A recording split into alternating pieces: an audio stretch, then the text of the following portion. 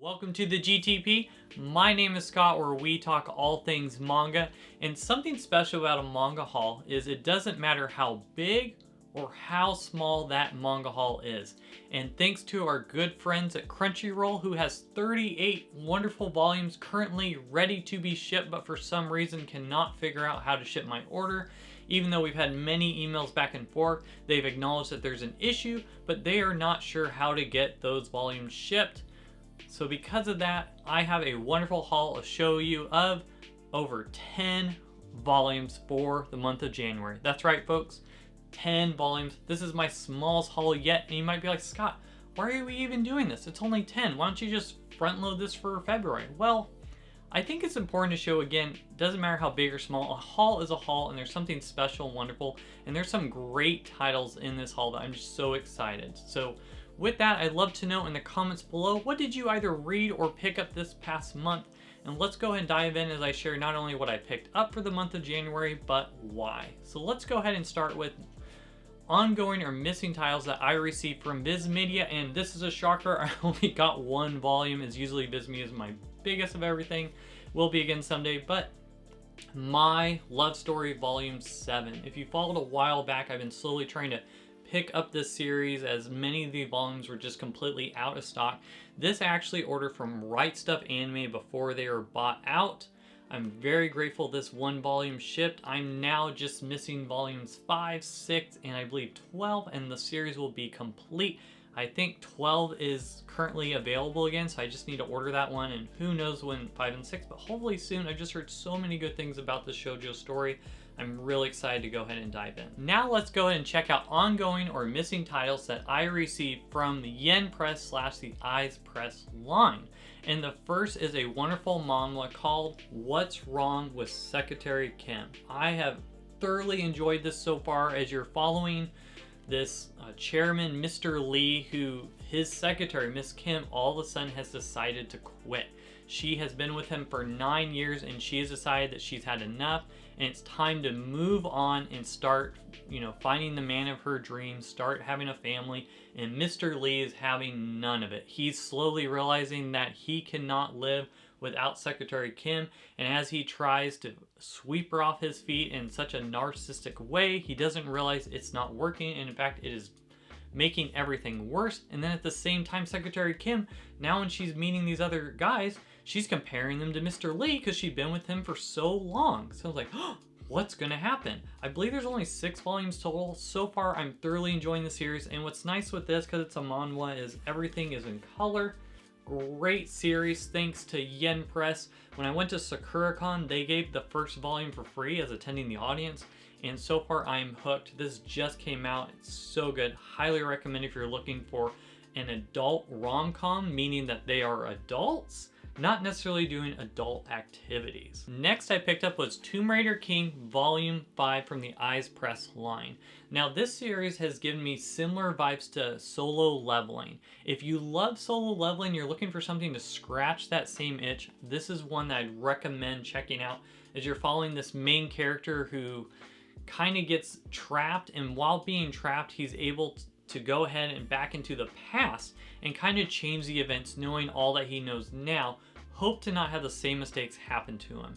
So it's fun seeing the different panels that come up, kind of like Solo Leveling, as he's changing and maxing out certain stats. The only thing that kind of bothers me with the series, it seems like at the end of the day, no matter what happens, no horrific situation, the main character always comes out on top. And it's getting to be kind of annoying where his ego is just a little too big for my taste, but at the same time, it is just fun. If you're looking for a series that you can just, remove your brain, put off to the side, grab some popcorn, this is a series I'd recommend checking out. Let's go ahead and now move on to ongoing or missing titles that I received from KODANSHA, with the first being Eden Zero Volume 26. Now, this series is from the same author that gave us Raid Master, which is extremely out of print. Some volumes are very hard to find, as well as Fairy Tail. Now, this is his latest series, a sci-fi series. I hear it's heading towards the last arc. I'm not sure how many volumes it can be. I imagine it'll probably be over 30 volumes at least. So I have not started this one yet, but because I wanted to get something from that author, and at the time I just thought Raid Master was so out of reach, Fairy Tales over 70 volumes. I watched the anime for this and I thought the first couple episodes were really good. So because of that, I was like, you know what? Let's go ahead and jump the train and get the manga. Next, I picked up one of my favorite series of all time. I believe it made my top 10 and it's a sports series, and that is Blue Lock. This is the Battle Royale sports manga that you've been waiting for, except for in this situation, nobody is left dead. They're just kicked out of the Blue Lock. As they're all coming together, battling to be on Japan's national soccer team. The paneling is intense. There's so many moments that I'm just at the edge of my seat wanting to know what's going to happen next. It is just so good. I've thoroughly enjoyed this so far, and I cannot wait already for the next volume. Next I picked up was Volume 5, A Welcome to Demon School. This has been one of my favorite series that came out this last year, and it's just so hilarious and fun. As you're following Aruma here, this isn't Aruma, this is an idol. So you follow this main character Aruma, who is not on this cover, and this main character, his parents sold him off to demons. Now he's in this demon school pretending to be a demon while he's actually a human, and it's just hilarious hijinks that happen over and over again. There's so many laugh out loud moments. It's given me cozy vibes. This has been a series I've thoroughly enjoyed. I do want to give a forewarning, as there's over 30 volumes of this out in Japan. We're only on volume 5.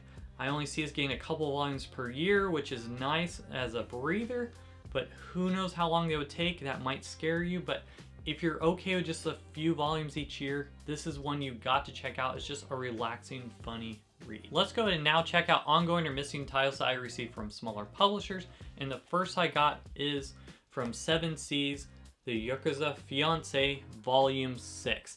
Now this series, we follow Hiroshima here, who is with this guy Kiroshima, and they're both Yakuza grandchildren. Now, as you're following this girl, she's now in Tokyo. She's having to be this guy's fiance, and she is trying to stick it out and try to somehow survive this ordeal. Now, what's interesting with the series is I absolutely love the facial expressions, and sometimes it's downright creepy, as when someone speaks, they seem so sinister, but while they're so sinister, they have this great smile and pleasantry to their face, which just makes it even more creepy. There's at times that you're not sure at the things that she's saying, is this legit? Is this really her? Or is she just putting on an act? And at the same time, you don't know if the things that he's saying, is he just putting on an act, or is this really him? So there's a lot of good guessing going on. There's some good mystery and some intense moments where it's going in one direction, you're like, la-di-da, and all of a sudden you're like, oh snap, it just got real. But is it really real? Is that really who she is? Or is it just a veneer to try to survive this horrific ordeal? It is very good if you're looking for another, this is a college age mystery, sinister, almost like, will they end up liking each other, will they not? Very good so far. And next I got was Under Ninja Volume 3. Now this is from the same author that gave us I Am a Hero. And one thing I absolutely love about I Am a Hero is just the unique artwork that is in those panels. As you'll see here, you have that same unique art style in there again, and then you get the Dempa treatment, which I really appreciate. Is one thing is not only are these volumes affordable, but they give us the French flaps just like the Viz Signature editions. You have really thick paper going on. Man, Dempa has done such a phenomenal job. I'm surprised they can charge what they charge for it. The only thing that's a bummer is it seems to be so delayed. This is a 3rd volume for a series that came out over a year ago. So it'll be a while till we get the 4th volume, but if you're looking for something, if you liked I Am a Hero, this is now one I would recommend checking out. I'm still trying to figure out the premise of the story as you're following these modern day ninjas as they're roaming Japan, and so I'm not really sure. The 1st volume actually I did not enjoy, and the 2nd volume was really good, and I thought the 3rd volume was okay.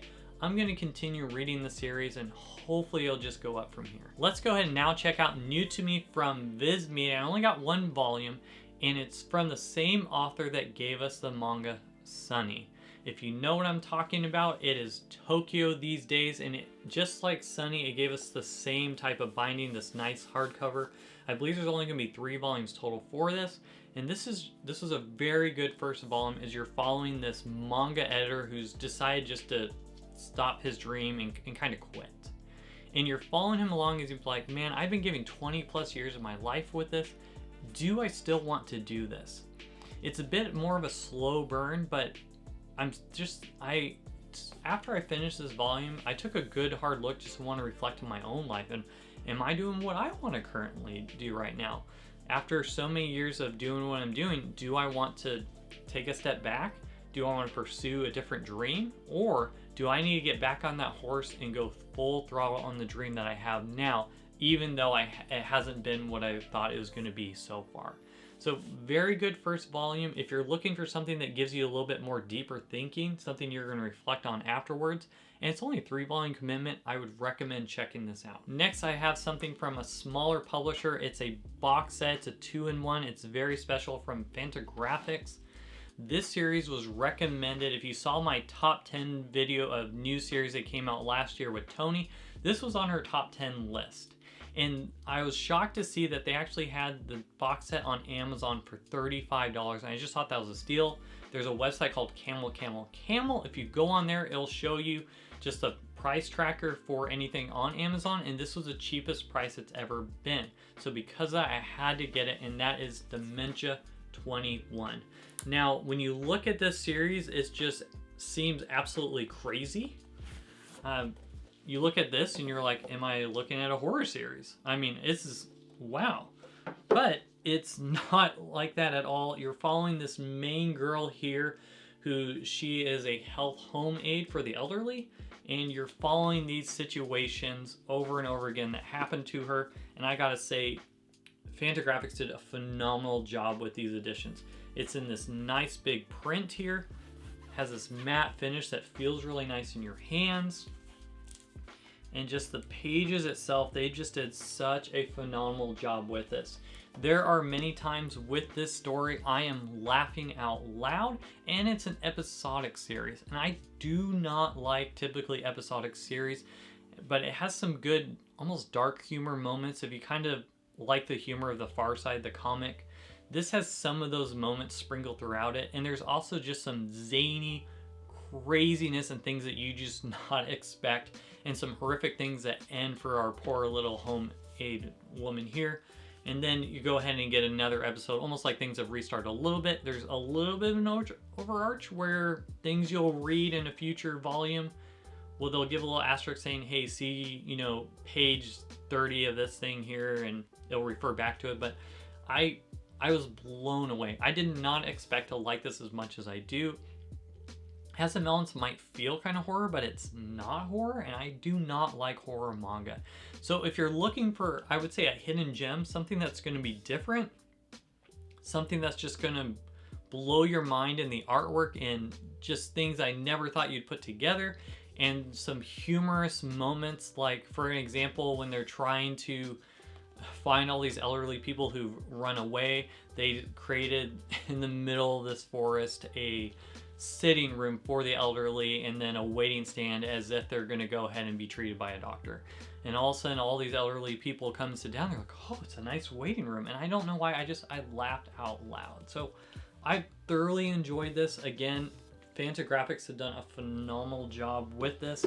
My only complaint is the box set you see on Amazon, the cover picture is not what we get here, as I think the cover just looks really cool on what they show on Amazon, but that's okay. I thoroughly enjoyed this read, and I believe it's one you will as well. If you want to go a little bit outside your box, I think this is a hidden gem. I actually feel bad. I knew nothing about this series, but I'm so grateful that Tony shared about it with us. And last, we're now to my favorite of all of our sections, and that is out of print. And I got one out of print volume as I'm slowly trying to collect this series. Unfortunately, the last of the volumes are out of print. I saw one go for 40 and then it got snatched, and the rest are going for over 100 online, but that is Rave Master, and this is number 29. So I have the entire series except volume 28, 30, 31, 32, and then the 3-in-1 that KODANSHA did of 33, 34, and 35. Now, with Initial D being reprinted, it's possible that Rave Master will be reprinted. I don't want to pay that much above MSRP.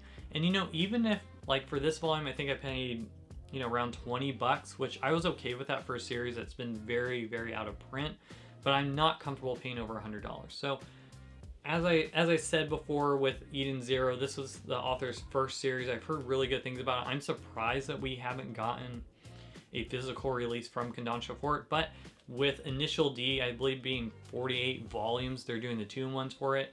This is something they could easily do with Raid Master, and I hope we'll see a reprinting of it someday. So that's all I got for the month of January. If you'd like to see more content like this, if you've not done so already, go ahead and like, comment, and subscribe to the channel. Thank you so much for watching, and I'll see you on the next one.